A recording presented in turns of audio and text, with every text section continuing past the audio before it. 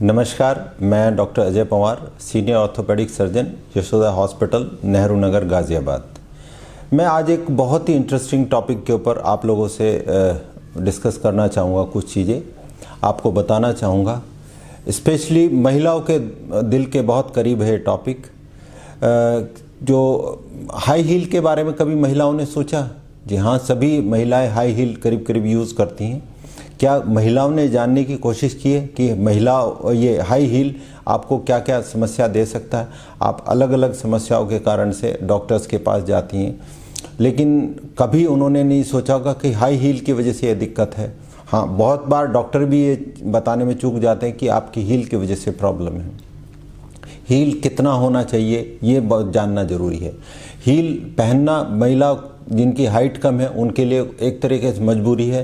Even जो लंबी महिलाएं हैं वो भी हील का यूज़ करती हैं ताकि और वो खूबसूरत लगें। तो हील जो है एक तरीके फैशन की चीज़ है। कुछ जगह कहा जाता है कि आप हील नहीं पहनेंगे तो आपको काम पे नहीं रखेंगे। तो अब मैं आपको बताऊंगा हील से क्या क्या दिक्कत हो सकती है, हील कितना होना चाहिए। तो आप ये जानिए कि हील जो है, आप जो शू का हील है वो 3/4 इंच से ज़्यादा नहीं होना चाहिए। अगर आपका हील ऑलमोस्ट 1 सेंटीमीटर है तो आपके बॉडी को 23 डिग्री आगे टिल्ट कर देता, आगे की तरफ टिल्ट हो जाते हैं। और वो चीज़ें कहाँ एडजस्ट होती हैं? वो चीज़ें आपके लोअर स्पाइन पे। आप देखिएगा जिनका लेडीज़ का हील ज़्यादा है तो पीछे बटक्स का एक बम्प सा निकल आता है जो हाई हील पहनने की वजह से होता है। तो वहाँ पर जो कर्व है, लंबर कर्व पीछे लोअर बैक का, वो बढ़ जाता है। उसकी वजह से धीरे धीरे फिर बैक पेन होने लगता है। और वो कर्व परमानेंट होने के बाद अगर 10-20 साल तक लगातार हील पहनेंगे तो वो परमानेंट हो जाता है, परमानेंट बैक पेन होता है। तो हील पहनने से हील फुट के अंदर तो पेन हो ही सकता है, एंकल के अंदर पेन हो सकता है, नी के अंदर पेन हो सकता है, लोअर बैक में पेन हो सकता है और सर्वाइकल पेन भी हो सकता है।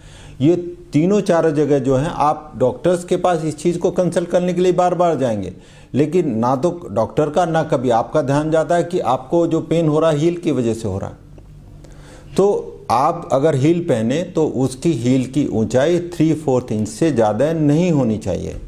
और अगर ये चीज़ें आपने अब नोटिस की हैं तो आप हील पहनना बंद कीजिए, हील को छोटा कीजिए, 3/4 इंच से कम हो।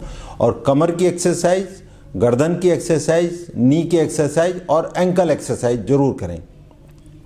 अगर किसी के ड्रेस प्रोटोकॉल में हील आता है कि आपको हील पहनना ही ज़रूरी है तो वो ऑफिस में हील पहनने के बाद घर पे हमेशा फ्लैट चप्पल या शूज़ का इस्तेमाल करें।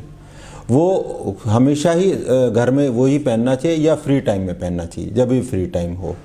तो ये तो हील के बारे में था। और मैं जानता हूँ कि अगर किसी को और समस्या हो तो हमसे संपर्क कर सकते हैं।